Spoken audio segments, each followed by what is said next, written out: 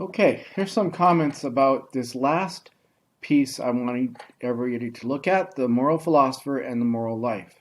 And this is really about pragmatist ethics. So, what would a pragmatist philosophy do about ethics?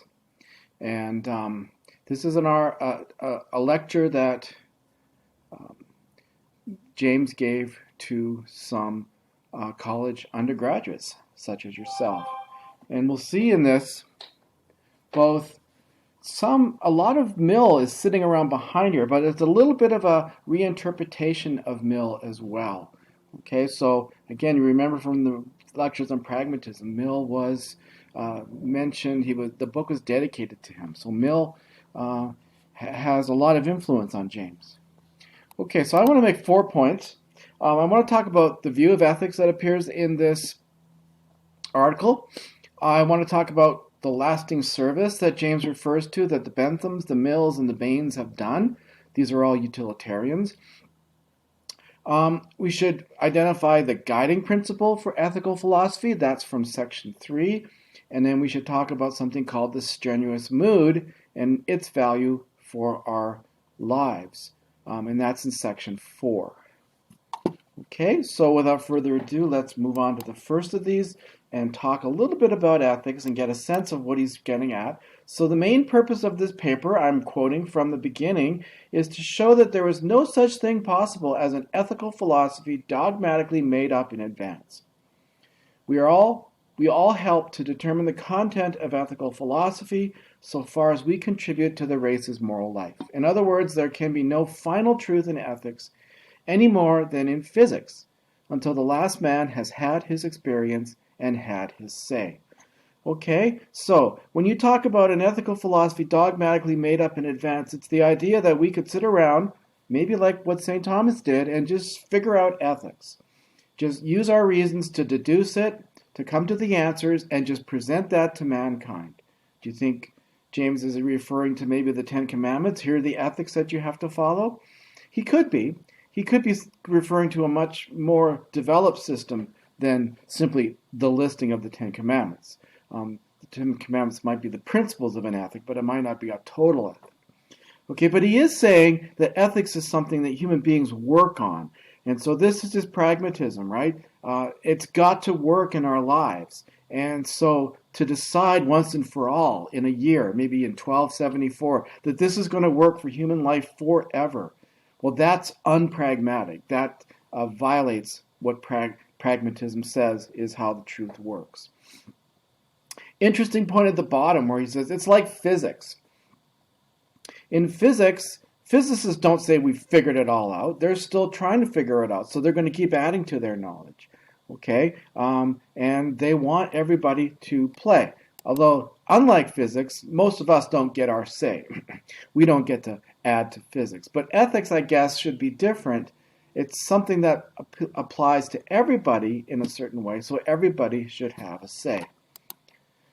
What has this got to do with ethical skepticism? Well, skepticism is the idea that you can't know anything. And just like in physics, no physicist will say, well, you really can't know physical truths. They maintain we don't have the complete truth right now, but we also think you can know it. So I think James is telling us the same thing about ethics. We don't have the final ethical truth, but that doesn't mean that we can't know it. Okay, it's still something that we can know that we need to work on. And notice this very pragmatic reason for rejecting it. Ethical skepticism is a discouraging view. It ends ethical investigation. It stops us from giving an answer to our lives. Okay, so he's very consistent about that. So the moral philosopher should not aim to find a moral truth. He should give an account of the current state of moral relations, where he studies the ideals he finds in the existing world, he weaves them into the unity of a stable system, and becomes an advocate, and avoids becoming an advocate for some limited element of the case. Okay, that's part 1. Part 2, what is the service of the Benthams, Mill, and Baines? Well, they prove to us that Basically, everybody's looking for pleasure and trying to avoid pain. That's what Mill's hedonism. So they prove that our sentiments and preferences have arisen from pleasures and relief from pain. Although James does add, he doesn't think it's possible to explain all things in that way, but a lot of them can. Again, so this is this idea, this democratic idea of Mill. Okay, so for ethics to work, we should just let it happen. Let people go, let people, give them a maximum amount of freedom to think and to try out different things as much as possible. So some great moral insights. So there's Mill's qualitative pleasures are better. Okay. Feeling something to be good, a sentient being makes it good. It is good for him. So there's Mill's, you can't, the only judgment that you can follow is the judgment of those who've felt it. You can't sort of step in from outside and say, that's not good, that doesn't feel good. Okay, so now we're getting into something a little more meaty now. What is the guiding principle then of ethics? Well, the guiding principle is based on the ideal that the best system imaginable would be one where everyone's demands were gratified as soon as they were made. Okay, there's something with Mill here where everybody's playing and everybody's involved and everybody gets what they want. And so the principle is satisfy at all times as many demands as we can. So create a system where if we can open it up and more people can get things that they want, then we should. Here's a quote. That act must be the best act accordingly, which makes for the best whole in the sense of awakening the least sum of dissatisfactions. And we do this by actually working out some solution to competing demands rather than stopping people from trying things that they want to try. Okay, so one of those videos that we looked at with Mill. People want to walk around naked and that's not going to hurt anybody, then let them try it. You know, maybe we'll learn something from them that we can add to the mix. And James calls this mix, this whatever desires the society can satisfy relative equilibrium. And he says that that's the only path to peace. Well, so you might see how it might lead to peace. Then again, it might not, letting people work out all their demands. Well, I guess the idea if they didn't like them, they wouldn't do it and they'd stop it, right? I don't know if it's the only path to peace, but that might be James's hyperbole. Something to think about on that. So there's nothing final in any actually given equilibrium of human ideals. So this would be very pragmatic. Okay, this is what the best we've come up with so far. We must allow it to change and to move forward and to reaccommodate, because maybe there's a better way to accommodate everybody. So James would be in favor of maximum social experimentation. Okay, so you might imagine a conversation between him and his hero Mill. And in answer to whether he would oppose certain things, like maybe gay marriage, James would say, quote from the text, these experiments are to be judged not a priori, that means before we've actually tried them out, but by actually finding after the fact of their making how much more outcry or how much appeasement comes about. So go ahead and try it and see if we can live with it, see if we can make it work. Okay, again, it's not because these people have a right to think and do what they want. It's rather this might actually, it's kind of a utilitarian view, might actually make society happier.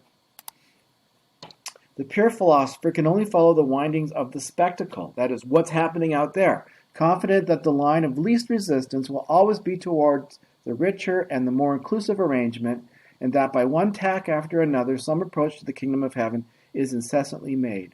I wonder if you feel that this is kind of a presupposition of a lot of Americans, that we just feel that we should let the most amount of people do the most amount of stuff that they can do, and if there's certain things that we just can't allow, we should rule them out. But let everybody get what they want. They are free to invent some manner of realizing their own ideals, which will also satisfy the alien demands. That and that only is the path to peace. And there's that peace being made again. So we could again imagine a further conversation. So is he just an optimist? Or are things just going to work out for the best? Well, Mill is an optimist too. But one thing that I think James might say is that I don't believe that best is anything else than having as many actual desires satisfied as possible. Because there's no measure of best that we can measure it against, because there's no such thing as truth like that.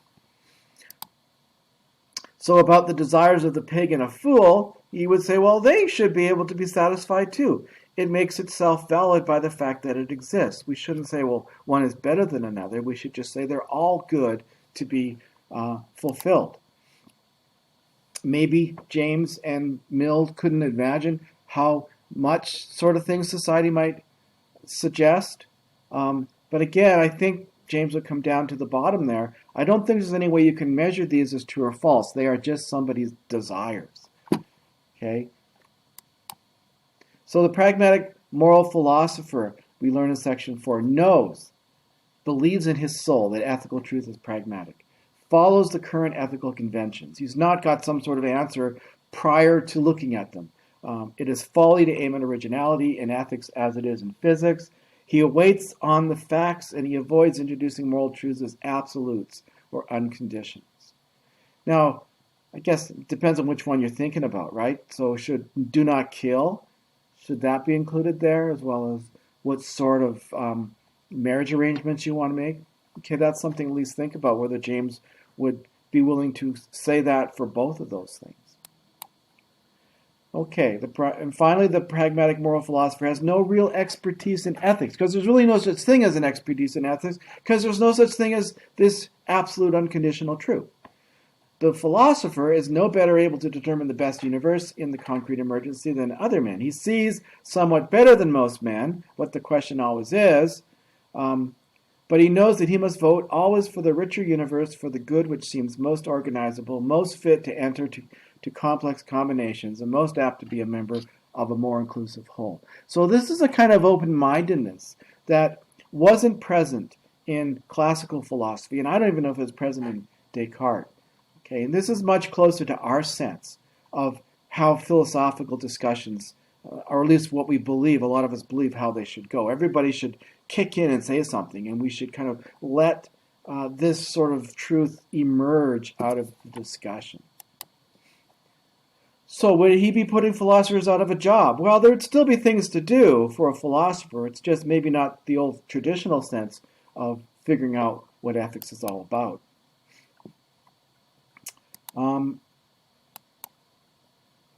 You can stop the video and look at those if you want. Number 4, the strenuous mood.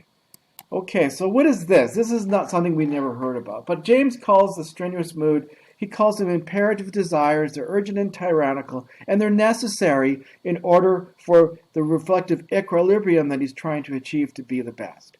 If we ignore these, we do not hear the last of it. The good which we have wounded returns to plague us with interminable crops of consequential damages, compunctions, and regrets. So we have these commanding desires, and we shouldn't squelch them. We should let people try to satisfy them. Again, it fits in with this idea of equilibrium. That makes us indifferent to the present ill because we want to attain it. It helps us to avoid the pain of ignoring our imperative desires, and brought about by a world with God. Men would postulate God simply as a pretext for living hard and getting out of the game of existence its keenest possibilities of zest. So I think, again, James might be an optimist here. We should allow people to have these serious, incessant desires and be pushing the rest of us to have them fulfilled, but he might be thinking them as rather highfalutin desires along the lines of Mill, and maybe not thinking these as baser desires, maybe desires for pornography or even hurting people. So the strenuous move, how do we live it? Well, we keep the stream of moral experience open by subjecting oneself to wider and varied experiences, avoiding mediocrity and conventionalism, and resisting a mechanical approach to life. Okay, Mill's idea in the third quote of living hard, of being engaged, of living a life of sweat and effort, live with risk and uncertainty.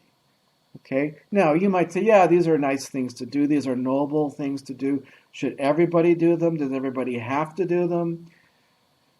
That's a kind of a hard question if you're thinking about it as a duty, but I think James thinks we all have to do this as much as Mill thought we all have to find reasons and prove the truths we hold, and not just take things for granted, not just go along to get along, not just coast through life. So here's a place where Mill might make us uncomfortable, the way Socrates made his fellow citizens uncomfortable, and what he's demanding out of us. Okay? So do you think you could do it? I don't know. Do you think you understand it? We'll have a little discussion. The next discussion, we'll talk a little bit more about this. Finally, just a couple questions. Is there really any reason to adopt it in the midst of everything else James has told us about life? There has to be some other reason why we would want to do this, given that we all tend to slide down to the lowest common denominator. Or is this just James's impossible attempt to keep a traditional, safe morality of Christianity without its metaphysical underpinnings?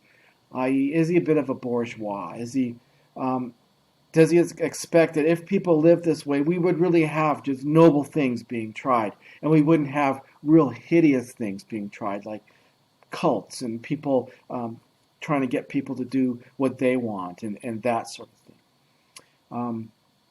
That's a good question to raise. I mean, and a lot of people will say the last 100 years of experimentation has proven that we don't simply want to sort of take all the strains off and let people do what they want.